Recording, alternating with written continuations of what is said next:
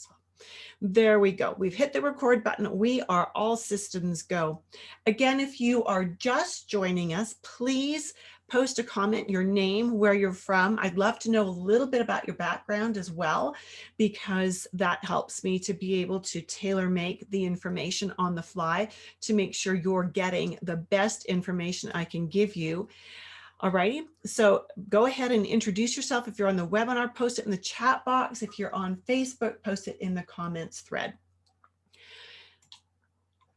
Today we are doing a comparison of popular iridology, some people call it North American, some people call it Jensenian, versus holistic iridology, which some people call modern iridology or constitutional iridology.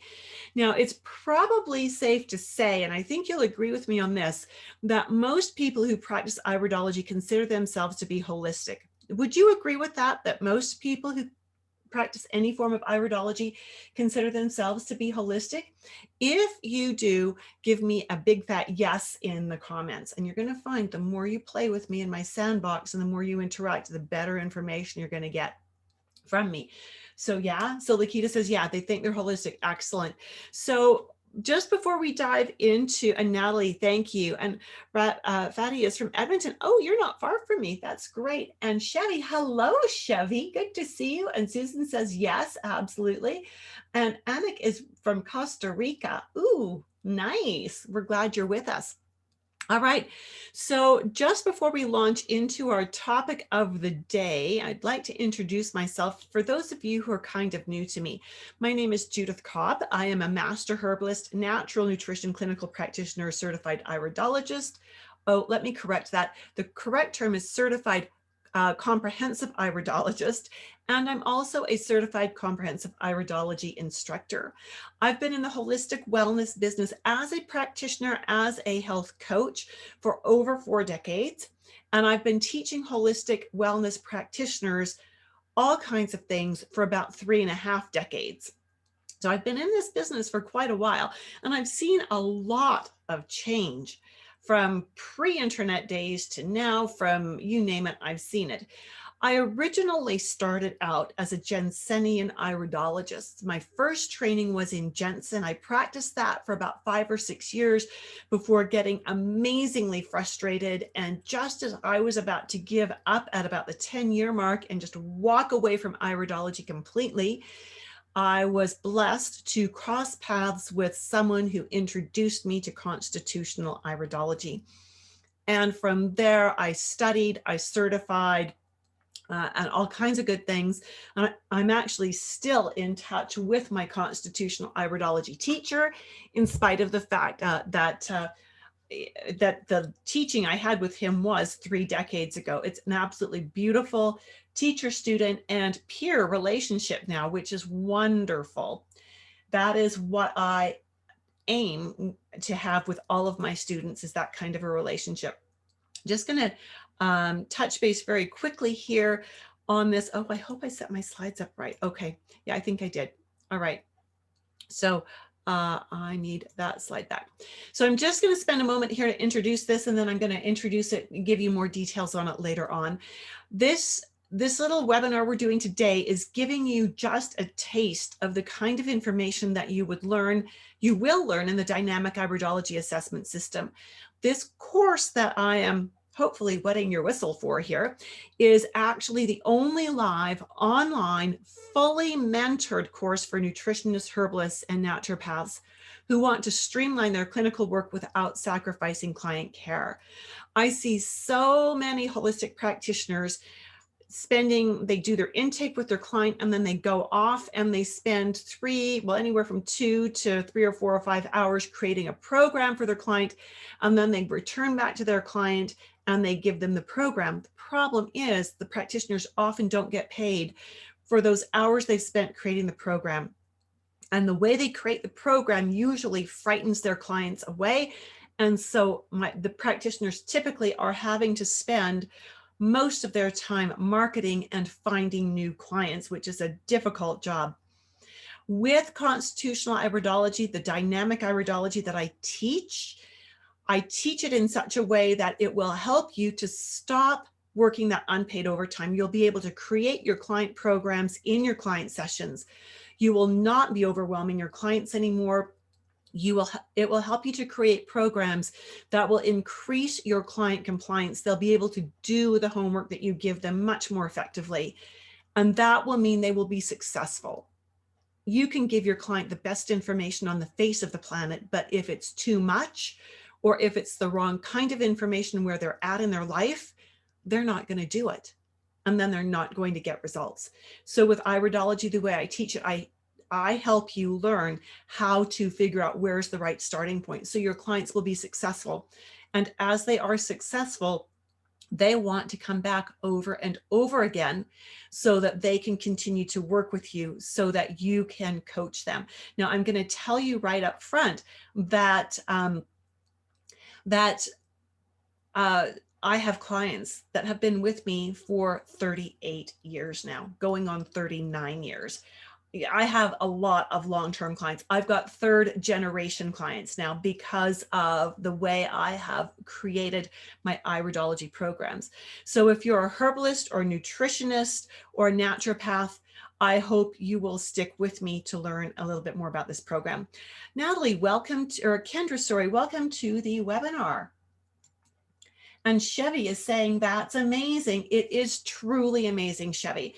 So the goal of constitutional iridology, the way I teach it, is to teach you not just iridology, but also how to integrate it with what you already know about nutrition or herbology so that you can confidently create those doable client programs in your paid client sessions. I'm here to tell you that there's not many iridology teachers who actually do that. And I know that because I constantly get requests from people who have graduated from other programs that have been taught by other certified instructors, and they're asking me, will I mentor them? My answer is no. Simply no. And why is it no? Because I invest so much in mentoring my own students. That is my commitment to my students, that I mentor them in business creation, in iris analysis, in helping them to integrate what they already know. That is my job as their instructor. So if anyone wants my mentoring, they have to take my full program. There's not a separate mentoring program because I need to know exactly what these students have been taught in order to mentor them properly. And I can only do that if I teach them. Kendra, you're very welcome. I am glad to have you with us. Chevy on Facebook says, I'm looking forward to having long-term clients. Yeah, right? It is so nice to not have to constantly be marketing to find new clients. Let's dive into iridology. Okay, you ready for this? Let's get going. On your screen, you are now seeing many different iris charts that are out there. And what we want to do is look at these charts and see what's good about them and what's maybe not so great. This is the very first iridology chart I ever started with. How many of you have seen this chart? If you have, let me know in the comments. Just give me chart in the comments. This is the original Bernard Jensen chart. So if you've seen or if you use the Bernard Jensen chart, put chart in the comments. This chart was all we had. When we started 40 years ago, constitutional was not yet a thing here. And so because it was not yet a thing, we only had Jensenian, and we're so grateful for Jensen. He kept iridology alive when it could have died. And here's the challenge with this. When we take this chart, where the eyes are, about 5 inches across, and we shrink that down to the size of an iris, that's about 1/2 inch across, suddenly these little areas become 2 or 3 fibers wide. And what that really means is that if you are not perfectly level, as far as if you've got a camera or as far as, looking at their eye and then referring to your chart, you run the risk of giving a totally inappropriate analysis. Okay, so that's one problem with these kinds of charts. Now, Ellen Jensen, who is Bernard Jensen's daughter-in-law, has updated the chart. She's made it pretty. She's added some things to it. Again, tons of detail. When we are doing constitutional, When we are doing constitutional, we actually don't need this kind of detail. Here's another one that shows lots of different detail in it. This was actually the very first constitutional chart that I saw. And it again has a lot of detail. I mean, Harri Wolff even has the renal pelvis. Now, if you don't know what the renal pelvis is, go back to your anatomy coloring book or your anatomy textbook, and that will help you. Now, I'm going to tell you, I respect all these people. Harri is a constitutional iridologist. He was one of the very first to bring CI to North America. And for that, we are absolutely grateful. But when we look at charts that break things down into such minute details, they become irrelevant details, because not every one of these organ reaction fields, as they are called, has an effect on the metabolism. Okay, do you agree with me on that? That not everything that's on here is going to affect your health. If I see, for example, that there's some kind of a marking in the hip, knee, foot, is that necessarily going to affect my thyroid or my pancreas or my digestion or anything like that? No, it's not. And so as we look at a constitutional map, a true constitutional map, this is my constitutional map that I adapted from my iridology teacher, Bill Caradonna. He was my first constitutional teacher, my only constitutional teacher. And so I took his map and I updated it with some new research, and this is what we've got. So what you're going to see here is that this is super, you're going to say simplified, because it has new, it has only areas in the body that actually have an impact on overall metabolism and how the body functions, right? You can see there's no hip, knee, foot, there's no arm, wrist, there's nothing that's not going to affect the metabolism.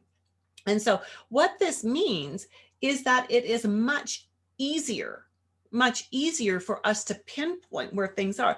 We haven't broken the kidney down into the renal pelvis and the ureter and the urethra and everything. We've left it just as the kidney, because there is no diet that works only on the renal pelvis. There's no diet that works only on the nephrons. There's no diet that works only on the urethra, right? But we have herbs and we have diet plans or diet adaptations that work on kidney. So we're working holistically, we're working globally with the organ.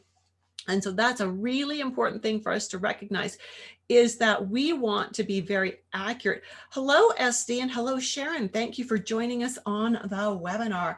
And Susan, good to see you on the webinar as well. So when we're talking constitutional, we're not dividing the body into little teeny itty bitty subsections. We're looking at the body as a whole, and we're looking at how things work together in the body. And that is so, so important. All right, let's do our first eyeball. You ready for this? You ready for this? So, as a constitutional iridologist, I would have looked at this eye and I would have told this person that they have congested lymphatics. I would have told him he needed to do a lymphatic flush. And I would have said that as he worked on his lymphatics, these lymphatic markers would go away. I would have told him that he had skin problems and that he needed to dry skin brush. This is a right iris, and I would have then told him that actually this might be don't remember if this is a man or a woman, but I would have talked about lung and breast problems. I would have talked about thyroid problems. I would have talked about brain problems. I would have talked about liver problems. I would have talked about more liver problems over here. I would have talked about ovary and testicle problems, depending on the gender. And I would have talked about kidney problems. And this probably would have been firm that this client has problems in all of those areas. Here's the thing that happened to me though, is that when I was a Jensenian iridologist and I would go through an eye and I would say, problem, problem, problem, problem, problem, problem, problem, my client would go, nope, nope, nope, nope, none of that, all wrong. And it was like, holy cramoly, how could I be wrong like 90% of the time? And the reason I was wrong 90% of the time was this. In the old style of iridology, we were not taught that the eyes show us inherent potential. We were taught they showed us the dynamic, what's happening right now.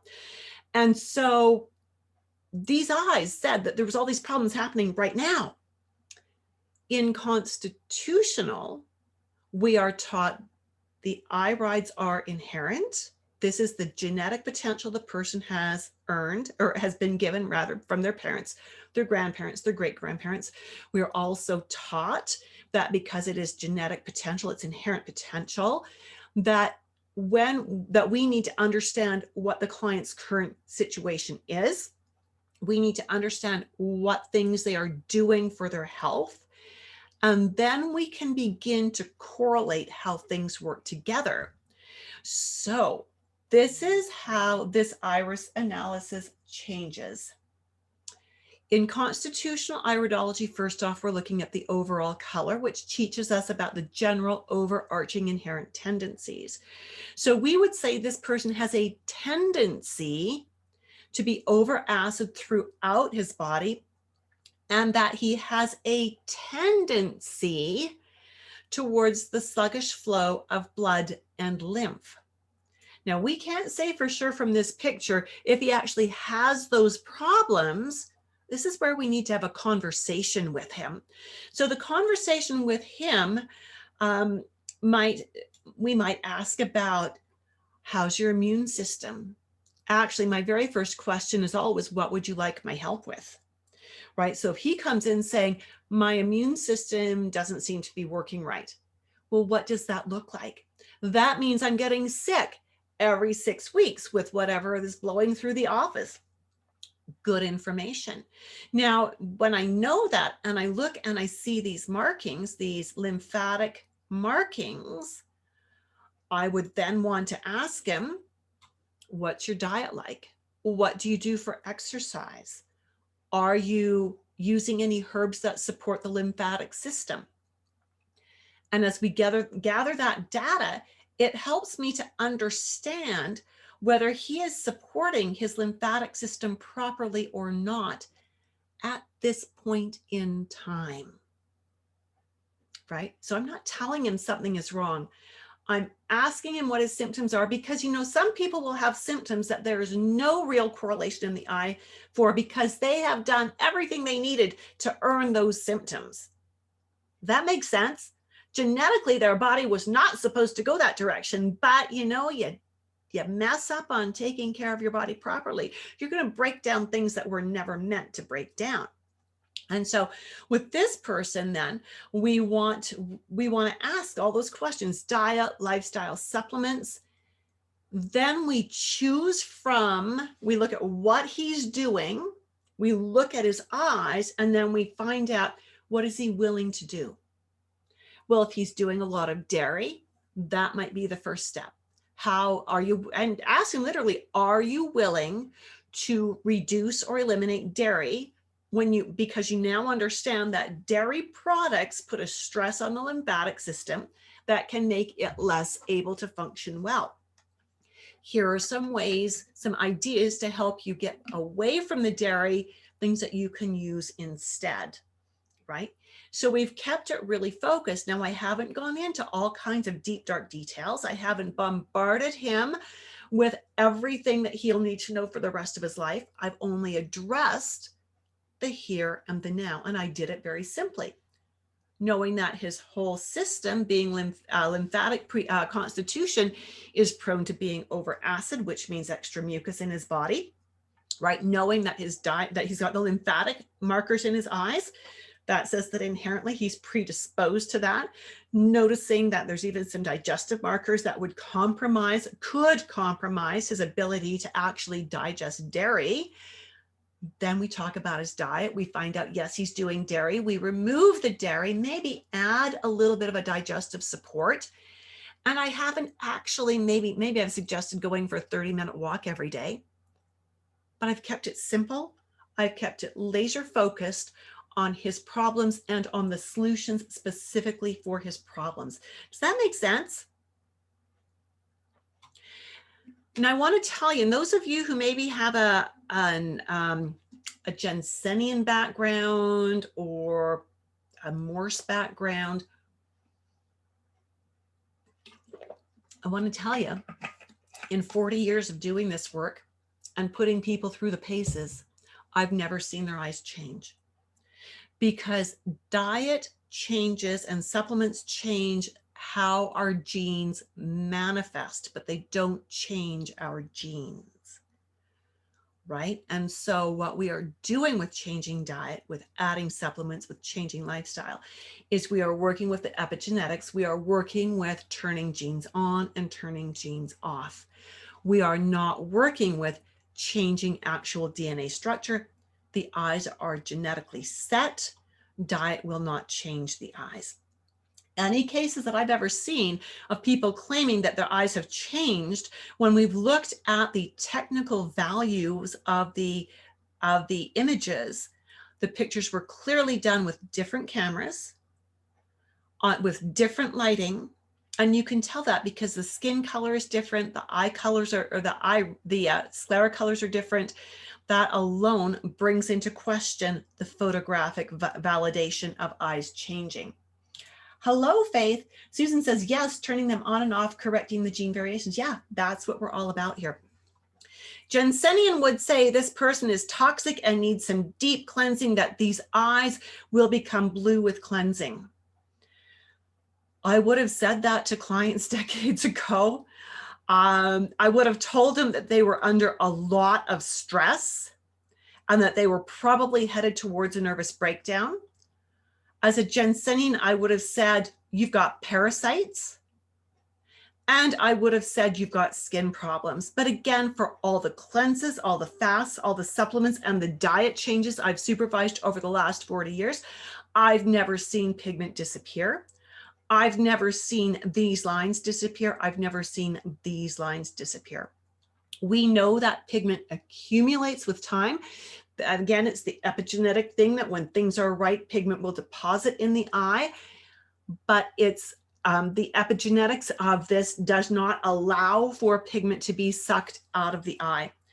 Each base color or constitution has a set of inherent health traits. So in constitutional iridology, this person that we're looking at right now has an inherent predisposition towards the liver wanting to be out of balance. Some liver insufficiency somehow. There's a slight predisposition to being a little over acid. And so with this, we're going to ask those liver-oriented questions. We are going to find out what their health concerns are, ask liver-oriented questions that correlate the eye to the symptom, right? We're going to find out what they're doing with their diet and their lifestyle. And then we are going to make recommendations based on those things, tweaking only a couple of key things at most at one time. The biggest mistake is when iridologists or nutrition coaches say you need to alkalize your diet. And they think that's one thing. No, that's about 17 different things, right? We need to remember to break things down into manageable steps. Alkalizing your diet is a huge project. For many people, it is, they need Oprah's cook living with them, right?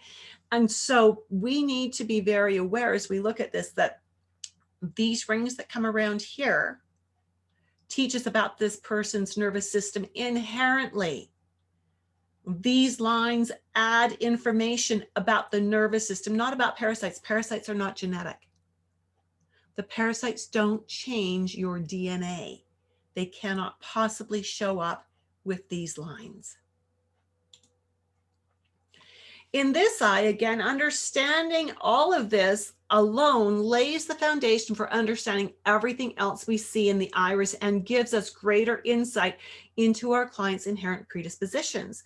Now, this eye, again, this would be a true brown eye, suggests a predominant risk of liver insufficiency and a predominant risk of blood insufficiencies in a couple of different directions. But we cannot come out of the gate with both guns blazing and say, you've got this problem, you've got this problem, you've got this problem, you've got this problem. That is all wrong for all kinds of reasons, not the least of which we don't diagnose. But secondly, because we cannot diagnose from the irides. So it turns out this woman, this was one of my fertility clients, likely does have a liver predisposition to the MTHFR defect. And so her eyes alone didn't give me all that detail, but in having conversation with her, I had that suspicion from her eyes, and having conversations with her and her husband as they had tried to conceive for many years, it became very clear that she probably had the MTHFR defect as well. She also had PCOS. There's nothing in the eyes that says this woman has PCOS, but when I took her symptoms, when I put it together with these rings coming around here, with these lines radiating out, with this white up here, it led me to believe that MTHFR defect was playing with the PCOS and causing a problem.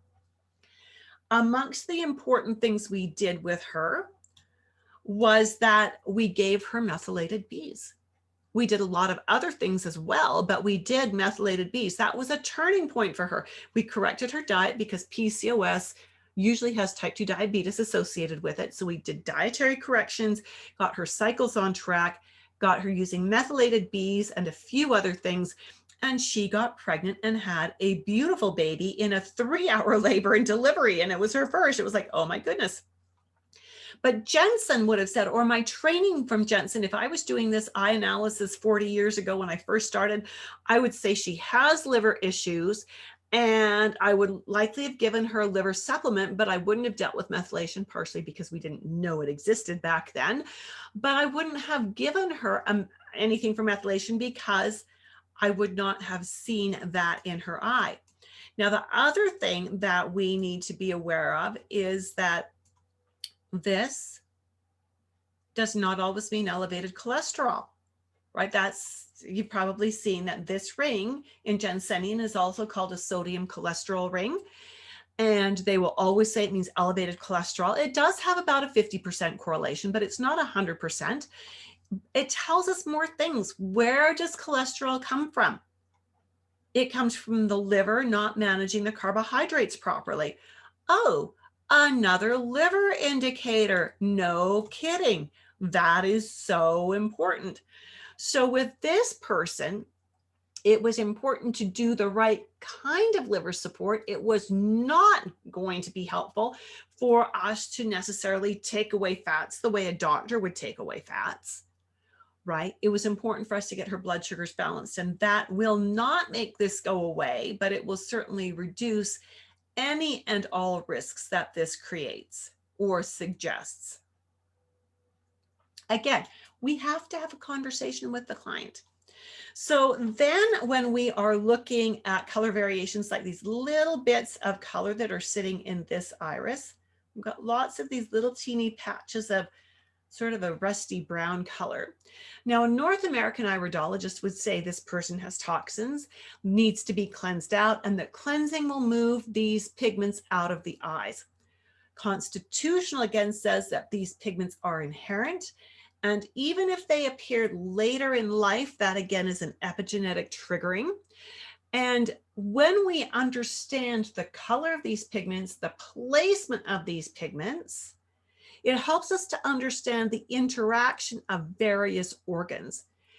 Color of pigment tells us which organ wants to be the troublemaker. Placement of pigment is telling us which organ is likely going to suffer for that. right? And they're not always the same. In fact, they're not usually the same. So when we see this, we know that we're going to have to support not just the organ that generated the color, but the organ in whose reaction field this is sitting. And especially if we've got symptoms in this organ, we'll support it. Supporting this organ is absolutely paramount. If we don't support this organ, there's no sense in supporting this organ or this organ or this organ. Does that make sense? You got to deal with the troublemaker first. And truly, do we know if this is a troublemaker? Not until we've had a conversation with them, right? So this is really, really important. Conversation is everything. I teach my students, questions are free. Ask your clients questions. So important. In North American iridology, this would be, again, a very toxic iris. We would be talking about doing massive amounts of cleansing. We'd be telling them that they're under incredible stress. They've got to do something to deal with their stress. And we would be telling them that their cholesterol was off the charts, they're plugging arteries, and there's a real issue with that. So get on the bandwagon and let's take care of this. Let's dissolve this ring. Let's erase these lines. Let's get rid of anything in here that looks toxic. These eyes should be blue. No, absolutely not. Not happening. And so in constitutional iridology, again, we've got 3 different constitutions. We do an entire webinar on just that. And when we understand the base of the Constitution, we understand the global overarching risk of different inefficiencies and insufficiencies in the body. That lays the foundation for us then to understand more the impact of these kinds of rings, the impact of what we call a lipemic diathesis, the impact of individual pigments, even the impact of fibers that don't look like they're behaving themselves. When we look at and see these contraction furrows, this is typically something that we would describe this person as being a go-getter. They like to accomplish things. They like to be busy. They like to burn the candle at both ends. But, you might be working with a client who used to be like that, but they learned a few years ago that by doing that, they were really creating a pattern of unwellness. And now they compartmentalize. So they have their busy time, but they have their recharge time as well. In which case, do we even need to worry about these? Not a whole lot, except to reinforce for our client that what they are doing for their health is a good thing. And I think that's a really important thing for us as well.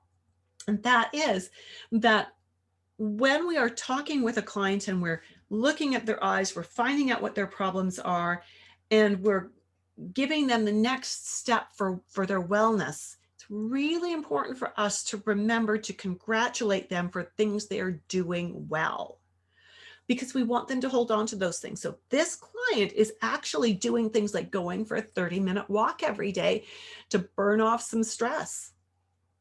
Bingo. Congratulations. That's an amazing thing to do. Keep it going. That is just, you really can't do much better than that. So keep it going. If they are working on reducing coffee consumption, yes, way to go. Way to go. How long is it taking you to go from 8 cups to 4 cups? Can you continue that trajectory until it's all gone? Right? And so continue to use what you see in their eyes, what you hear about their diet and their lifestyle to help them craft their lifestyle, right? You're their coach. You're their coach. We need that conversation. Again, a North American iridologist would say this person has parasites because of all of these lines that radiate outward. But again, parasites are not genetic. We do not pass parasites on to our offspring through genes. And so because parasites are not genetic, they don't change our DNA, they're not going to show up in our eyes. Okay, this is a structural thing in the iris. It's a separation of fibers. It's not an indication of parasites.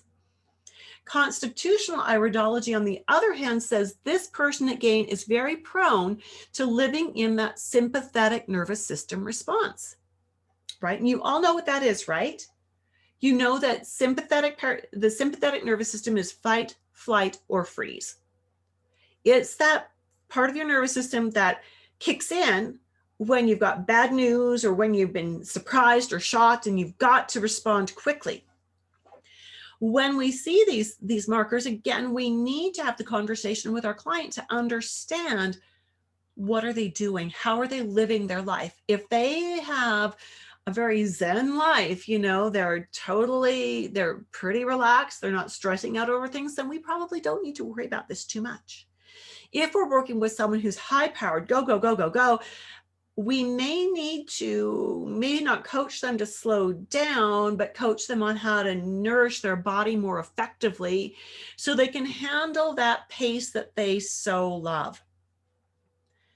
When we see lots of lacunae right down in here, which is the ovary area, this is a female, again, one of my fertility clients, we needed to ask more questions about her hormones, right? When we see something like this that breaks, you can see that this furrow actually is breaking the collarette. That tells us that we need to be asking about nervous system things, that we want to be talking about digestion and into the thyroid, parathyroid, but we're doing this by asking questions. We are not telling our client, you have a problem here. We might say, your eyes suggest you might be at a greater risk for some thyroid issues. Let's talk about thyroid. Let's see if we've got any symptoms going on that are pointing in that direction. And then when we're giving them our advice, when we're coaching them, we want to limit the amount of information we give them precisely to the concerns they had.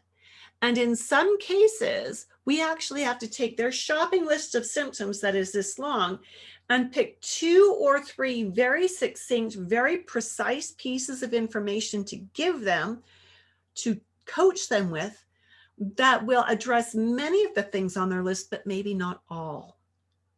Okay, and address is a broad word. It might be that touch many of the things on their list, but not all, right? We want to avoid overwhelm.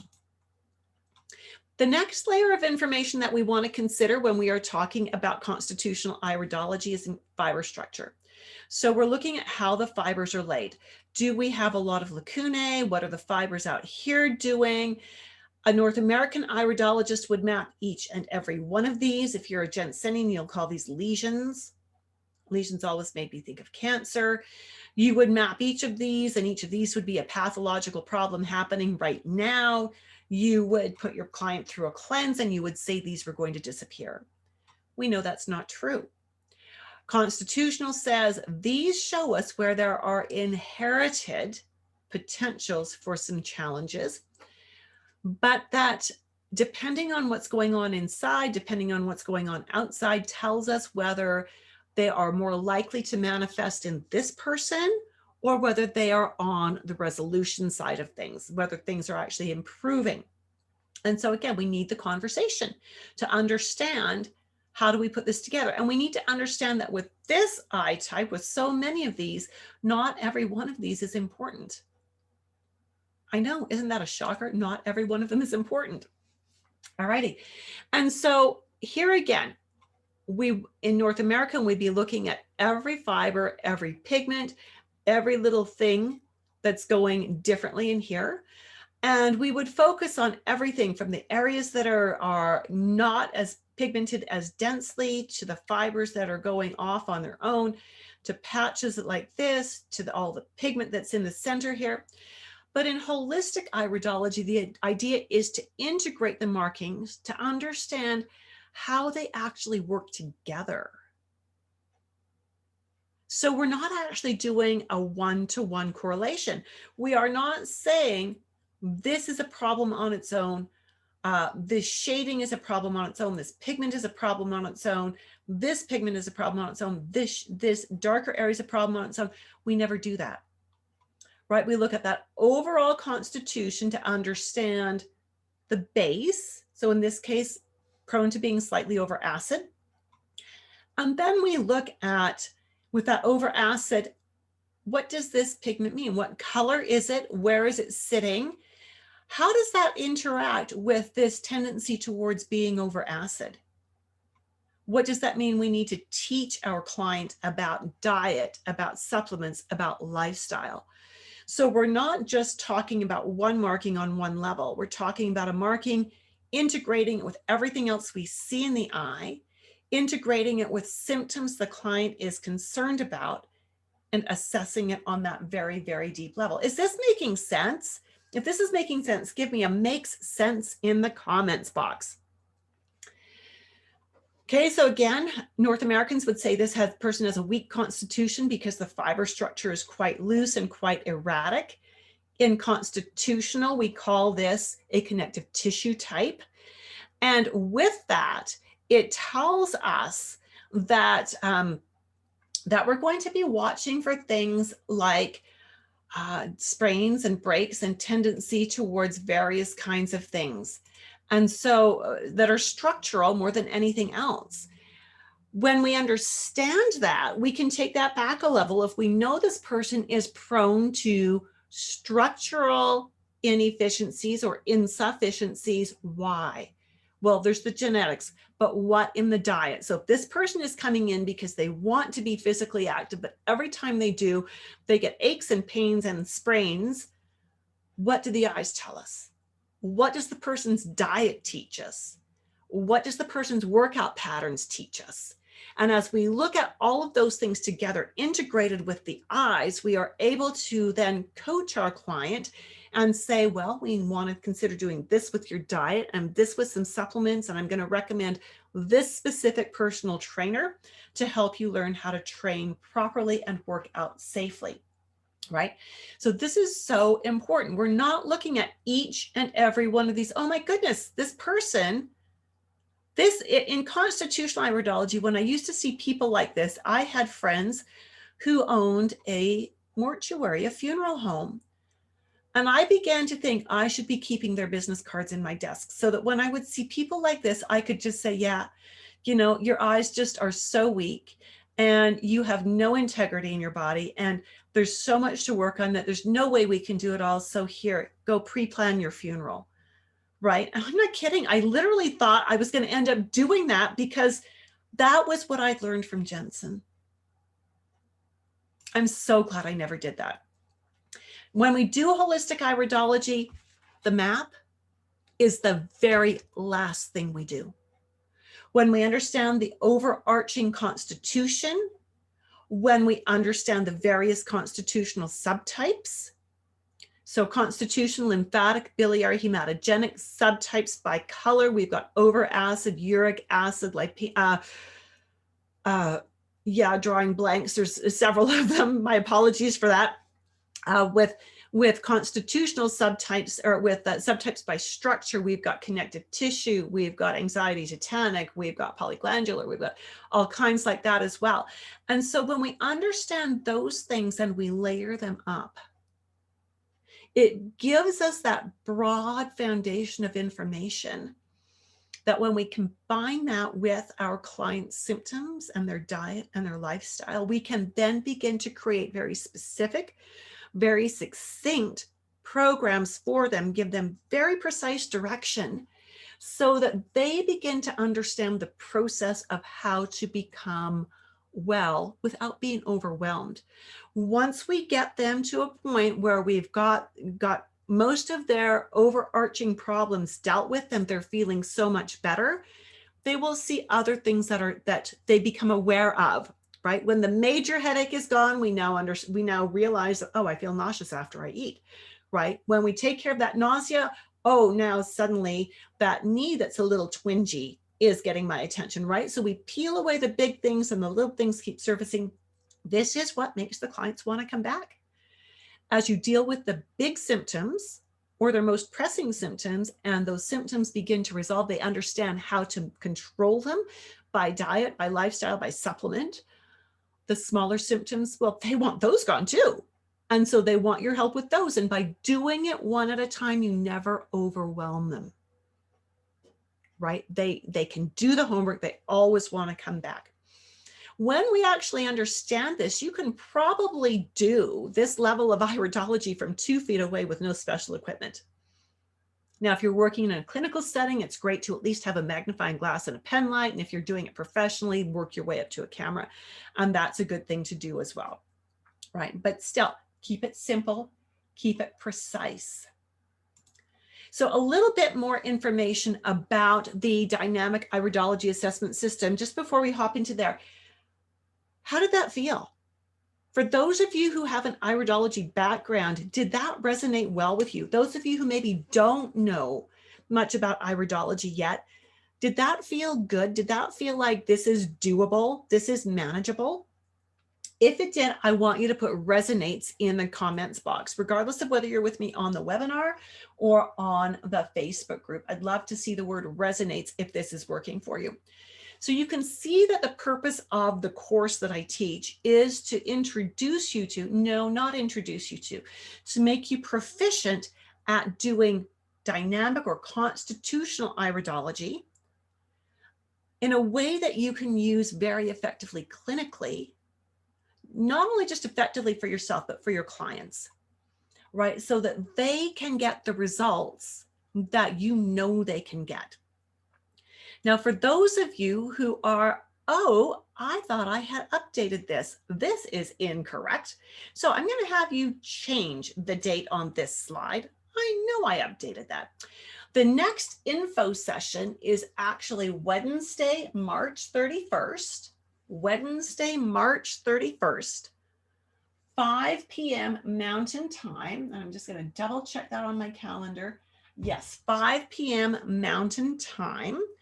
And you can either go to iridology.education/webinar, and you should be able to register there.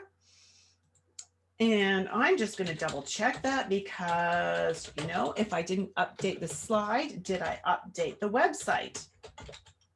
This is the human side of being a solopreneur, just so you know. Okay, did not update the date there. So go there anyways and get registered. It will still connect you to the right place, but I will update the date on that website, or you can PM me and send me your email address, and I will manually add you to the webinar invitation list. That is certainly an acceptable thing to do as well. And Susan on Facebook is saying resonates. I can see how this can be implemented in the clinical setting. I am new to all of this, but I love this already. Oh, Susan, I'm so glad to hear that. All right.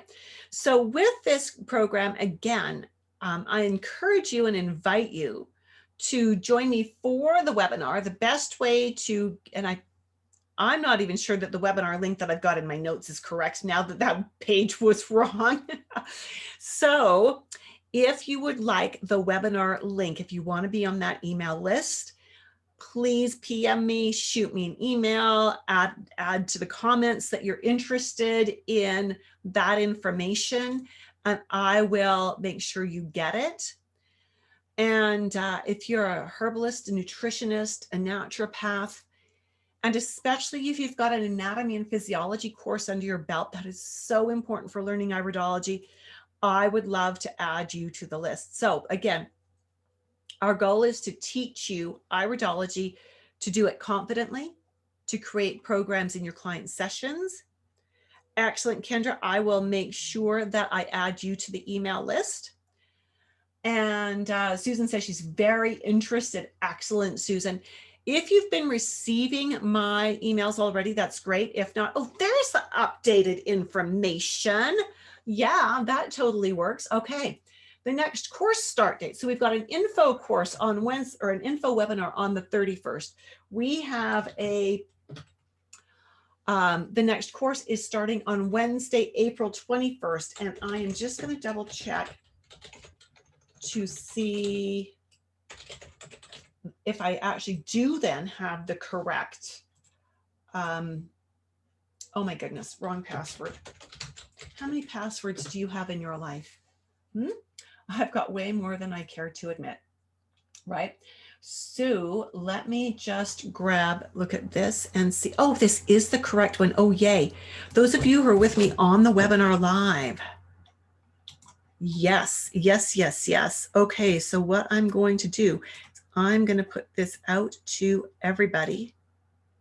If you're with me on the webinar live, there's the Zoom link, or yeah, the webinar link for Wednesday, March 31st for the info session. And again, if you're catching this later on IGTV when I get it uploaded, or if you're with me on Facebook, you can PM me. I'll make sure you get that link. And Kendra, I'll make sure you get the link as well. And yeah, I will see you on March 31st to give you tons more information. What you're going to hear in that info session is what's included in the course, how long the course is. It is a live online course. What kind of backup you get, what kind of mentoring you get, where this course can take you. Of course, we'll talk about tuition and payment plans and all that good stuff as well. But I will really reinforce everything that you get in this program, during the program, and even after the program. All righty. Anyone have any quick questions or quick comments before we wrap up for today? It's been so good to see you with me, and I've appreciated you spending the last 50 minutes with me. Thank you so much for prioritizing this time. And I'm just double checking to see if anything else has come in. It doesn't look like that. Susan says, thank you so much for this. You are very welcome, Susan. She's with us on Facebook. And Annick says, thank you. You are welcome. All righty. So it looks like we're good. You all know how to reach me. You can PM me. You've got my email address if you were with me on the webinar. So if there's anything else you need to know before next week, before we do our next one of these kinds of webinars, or before we do the info webinar on March 31st, please reach out to me. I look forward to speaking with you soon. Have a fabulous, fabulous day. Bye for now.